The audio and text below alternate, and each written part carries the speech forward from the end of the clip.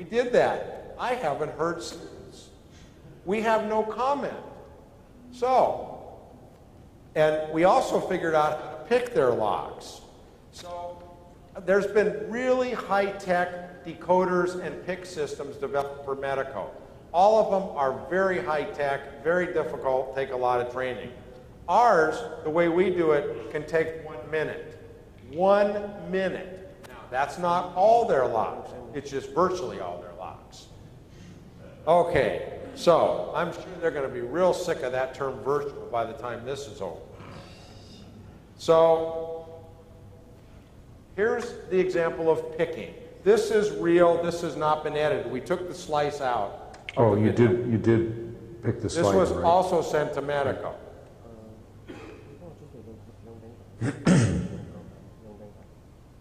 And this is a cutaway that we did of the M3 to show out what it looks like.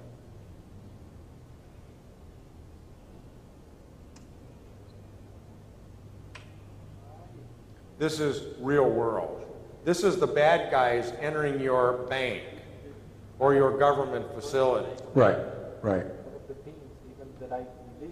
Yeah, right. And we did not edit this so Right. Medico would understand this is real world. Whatever it was is what it was. So the real trick here, these are conventional picks that are opening this lock. These aren't True special mushrooms. tools.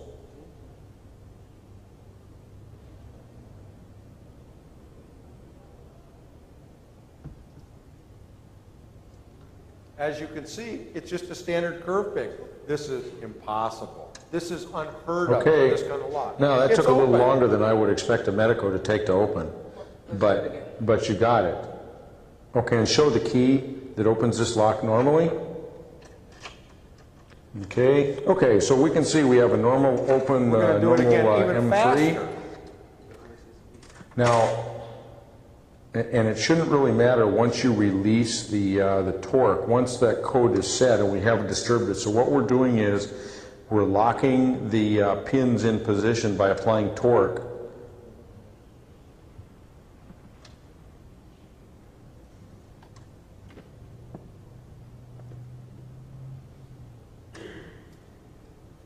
Now, in all fairness, my associate in this is very good at picking locks. I think I used to be that good, but I don't pick that many locks anymore. I teach it, but I don't have to pick them. It took me about 3 minutes to open this lock. Who is that with you, Barry? No, it was Tobias Manis, my partner on this down in Miami.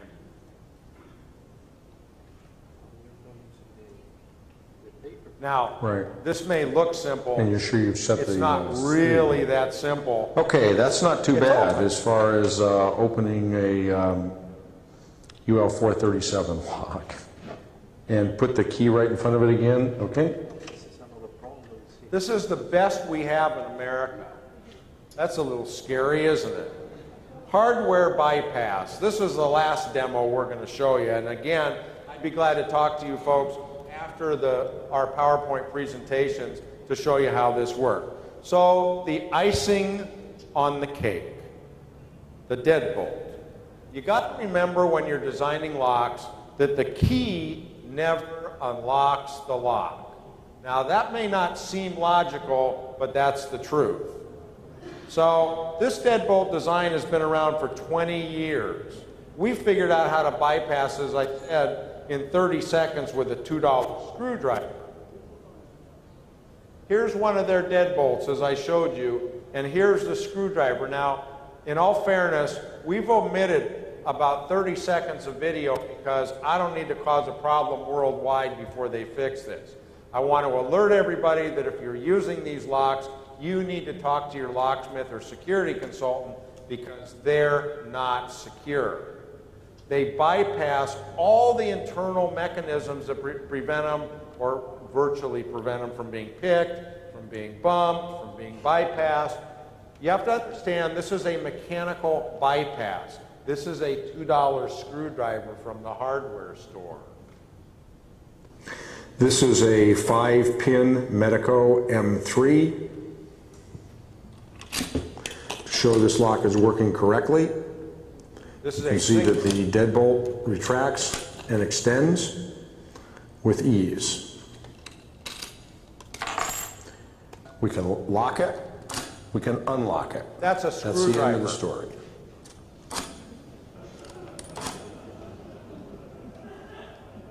Oh, now don't be laughing.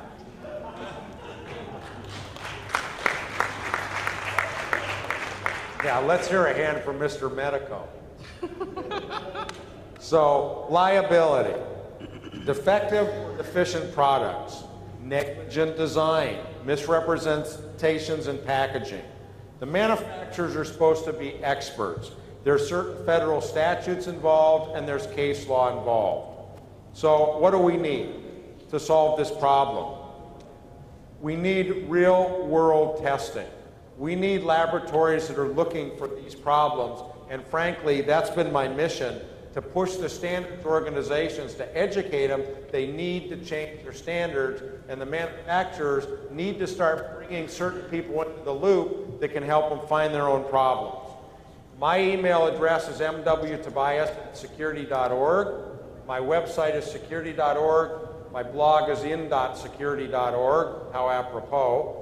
Feel free to write me or get a hold of me if you have any questions. Does anybody have any questions before I turn it over to these guys? No questions? Yeah. Hello.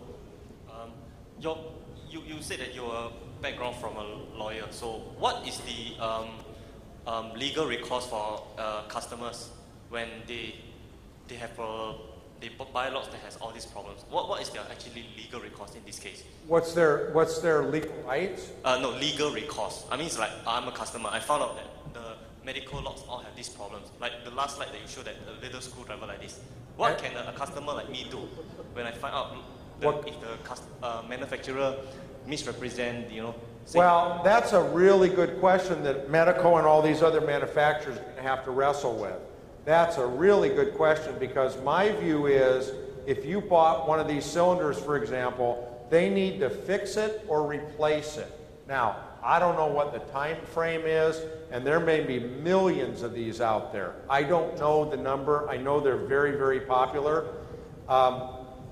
It's going to be very, very expensive for them to deal with this. And there's other manufacturers that we're dealing with right now also with these kind of issues.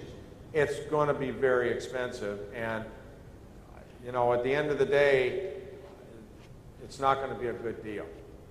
Other questions? God did such a great job. Nobody else got any questions? Huh? Yep. No? Okay. I'll turn it over to you guys now. Sorry. Go ahead. We want to do Q&A at the end because we have a lot to cover. So, do this, but yeah. Any other questions, we're going to do a big one at the end, and then we have the table. Yeah, I think that'd be a better idea.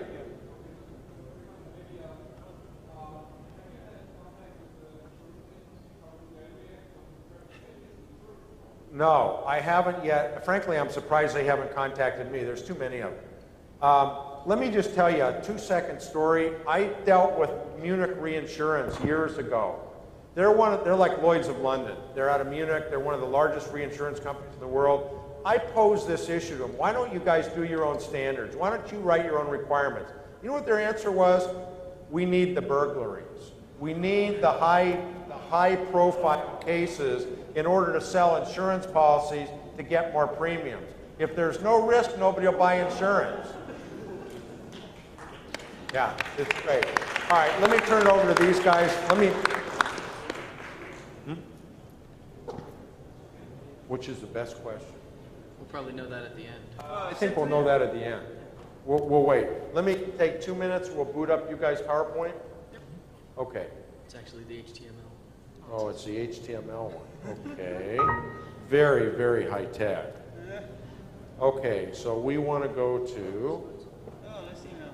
Yeah, right. You got it. Okay, it's yours. Close a little yellow warning. I don't know that I can do that. No, lower. Switch over to the camera as need be from time to time. Welcome, I'm Deviant.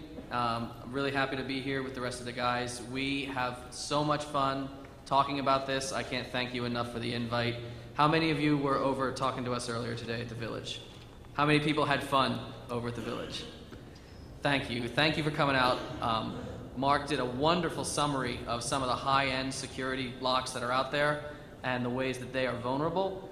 Now, I'm going to summarize for you how really vulnerable some of the low-end security is and why you shouldn't be using it.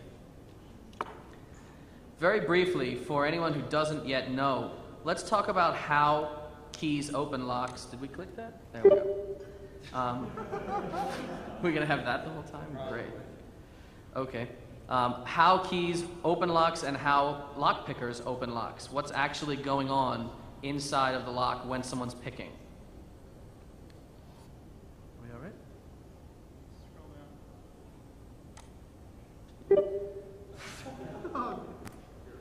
right? Firefox, people. Don't worry.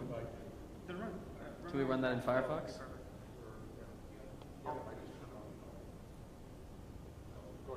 All right, we're fine. Normally when you look at a lock, a very conventional lock, this is what you see. You can see the round plug, the part that turns during the lock's operation. It's situated in a larger housing. And if you look down in that keyway, you can often see sticking down there the protrusion of a pin, because most locks are based on pin tumblers. This is what's actually happening inside of the lock. It's not a single pin, it's actually 2 pins in a stack. And they operate as follows. If you try to turn this plug right now with no key in the lock, it's not going to let you turn. Obviously, that top pin has dropped down and it's preventing the turn. It's only if, all right? It's only if a key is inserted, don't even worry about the bar, I don't care. It's only if a key is inserted, raising the pin stack to the appropriate height, that the lock is going to let the plug turn. Now, when you describe this to someone, they say, oh, that sounds pretty understandable. Are you with me so far? All right. Of course, it's not just a single pin stack in a lock. That would be very easy to defeat. It's a whole row of pin stacks. Usually, not always, but usually, the higher end, more expensive the lock, the more pins you have. They all line up, and it's multiple stacks working together. And only if a key is inserted with the right cut depth, or as it's called, the right bitting, do all of those shear lines meet in a row, allowing the plug to turn. And when you describe this, people think, well, I can picture that. Looking down on it on the top, on the left, you can see, well, that must be, chambers are drilled into the lock in a nice line, and all the pins line up, and you can sort of see this jiggling. Is imagine if someone's trying to turn the plug, well, those pins must all be hitting at the same time. And it's easy to picture it that way, but that's not really what happens in the real world. As we all know, there are tolerances of manufacturing. There are imperfections, less than perfect processes in a manufacturing plant.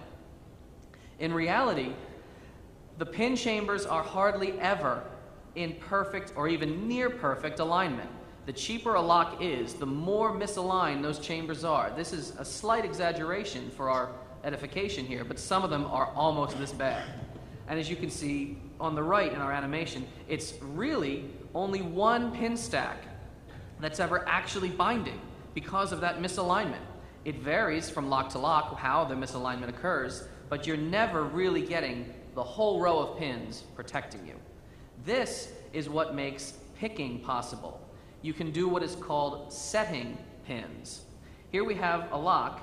We put a little pressure on that plug, causes it to bind, but if you reach in with a tool and lift, you see that? You can lift the pin stack to the proper height. Once it reaches the height where it's supposed to be, the height where a key would have lifted it, that plug will actually turn a little bit.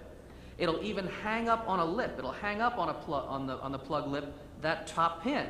The top pin will never drop down again, and now the lock is being prevented from turning by the next misaligned pin. And if you lift that one, and then another one, and another, eventually, keeping the pins up on the lip, you can reach in. This is, a little wrench tool goes in, and here we're pushing. Now these pin stacks are loose, they're not binding, but here, there's a click, that pin was binding. You could feel it, you can actually feel the pressure. And we push, click again. And this whole time the plug is clicking a little more, and before you know it, it all pops open. This is not complicated stuff. This is very, very easy. We'd love to try to do a demonstration of this for you now, and if you all cross your fingers, I think, can we switch to video from here?